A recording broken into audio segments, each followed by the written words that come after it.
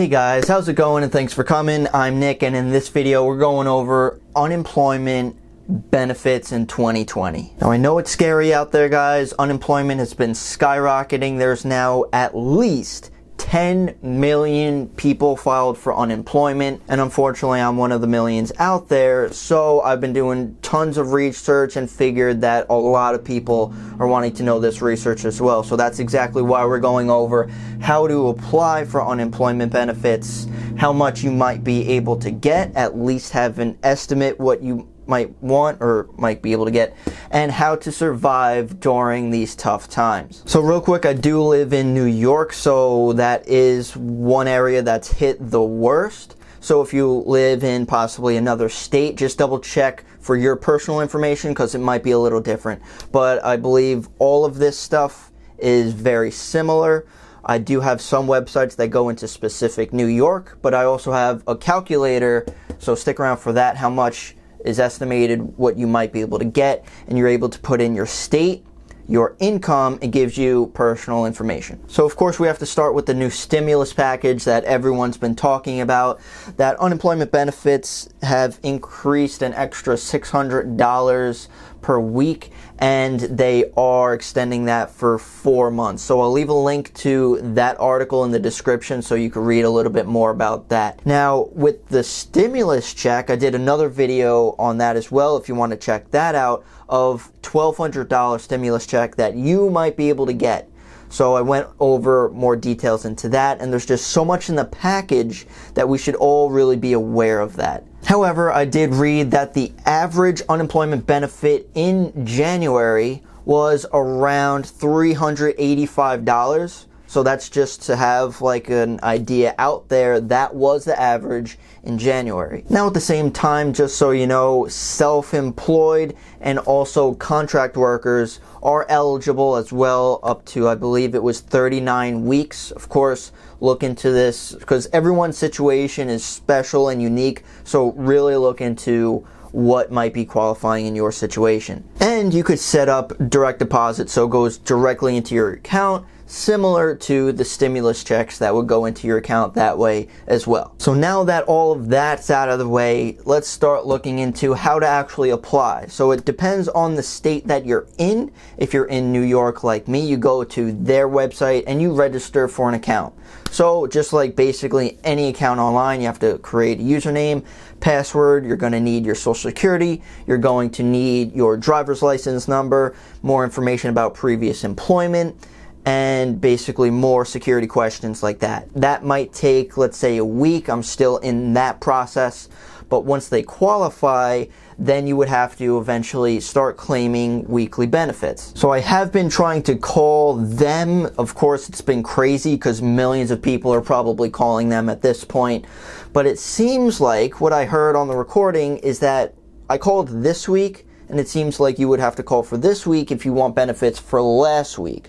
So if you want benefits for this week, you have to call next week. So they do give you packages to read through. I do have one for me in New York, so I'll leave a link in the description so you could read through that. It's like 90 pages. A lot of it's kind of just fluff, and there's only a couple paragraphs that actually pertain to you, but you definitely have to know what's going on. Now, once you actually do apply, claim you eligible, once you receive it, it might take 2 to 3 weeks to actually get the paycheck. So that's a kind of a brief overview of how to apply. Of course, each state might be a little different, but the same idea still applies. You have to go through the website and do that.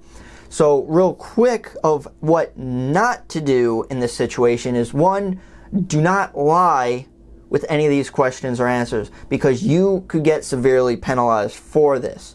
And at the same time, you should not collect if you're still working.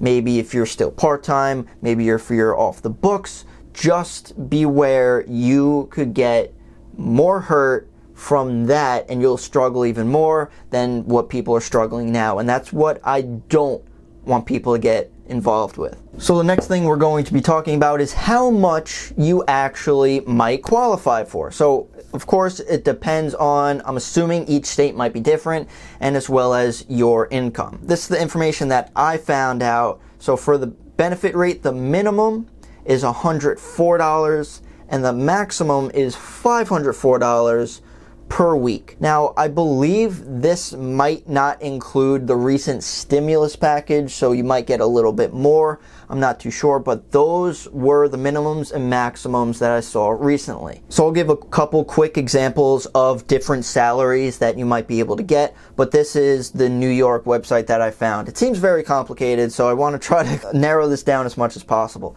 But right now I'm just using a salary of $40,000, just round, simple, just to get the point across. So you have to break this down quarterly, gross. So for example, that would be $10,000 per quarter, because after 4 quarters, that's 40,000. So you could see that weekly benefit would account to around $384. And you could also see for that 5th quarter, just in case there might have been like a raise or anything like that, it might increase you to around $460 or so. Understand that this is just a quick estimate to get an idea of a number in your head. So like I mentioned before, this next website, you could actually put in your state and your personal income. So that would be available for everyone. I think that would be very helpful. So this is a website, fileunemployment.org. I'll leave a link in the description, and this shows you the calculator. So again, I've adjusted these quarterly numbers for that $40,000 salary. So that would be $10,000 a quarter. And you can see at the bottom, similar like we saw before, is $385. So that was for $40,000 salary. I'm going to do a couple other examples of different salaries just to get some numbers out there. So this is an example of a $50,000 salary, and you could see those estimated weekly benefits at the bottom there is $435. And the last example that I'm going to use is a $30,000 salary. So if you're making a little bit less than that, you could see this is $7,500 per quarter gross, and that might bring in an estimate $288 per week. So hopefully that calculator kind of helps you a bit to see your personal numbers. And I did look up how much you're getting, like your benefits versus what your original pay would be.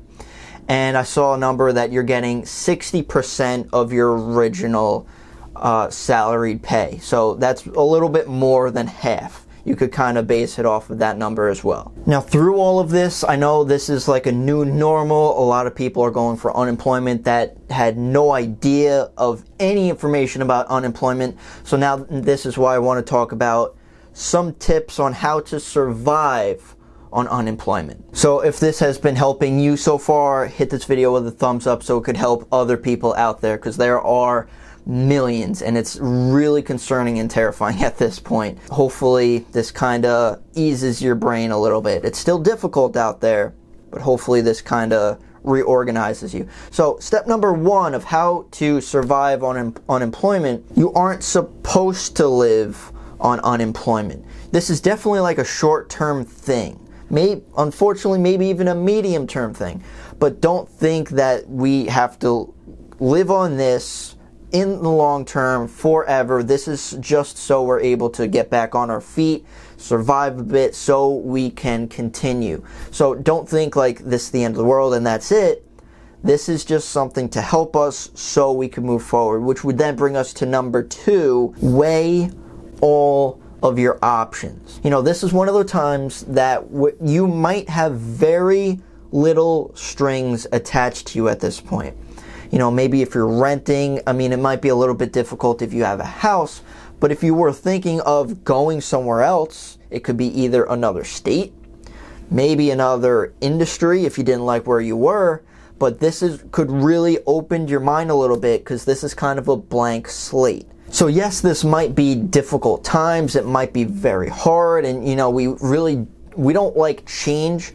However, we could also look at this in a positive, where we could actually change for the good, which would be the 3rd step, is to move forward, not backward. So some people might be thinking we have to get any type of job manageable just so we're able to get some income.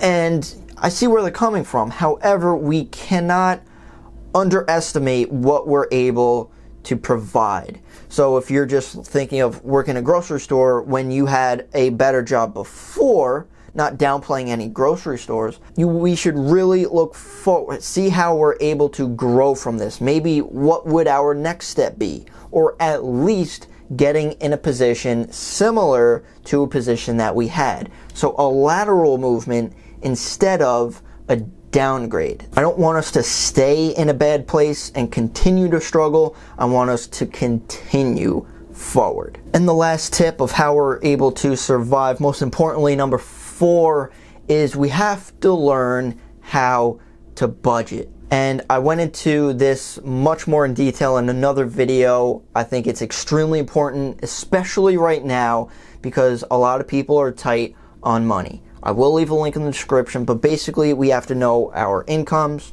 we have to know our expenses, know our cash flow per month, know our debts, know how much money we have. We have to know all of our finances. We have to know them specifically, especially now, because people are finally realizing living paycheck to paycheck doesn't work.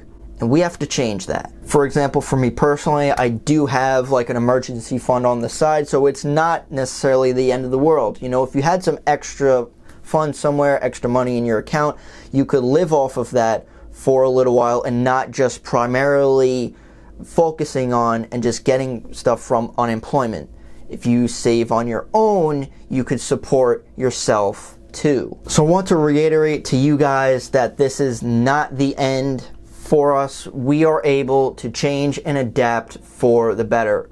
We just can't stay where we are. We have to do something and not just wait for things to happen to us. And that's what I want to portray to you guys. So hopefully this has been educational. You have some extra knowledge so you could deal with this in a better way. Yes, we're struggling, but we have to make the best of it. So hopefully this helped you a little bit. So don't forget to subscribe for more videos like this. This is a huge topic going on right now, and I want all of us to stay happy, healthy, and connected. So thank you so much for watching, guys. Really appreciate it. And I'll see you in the next one.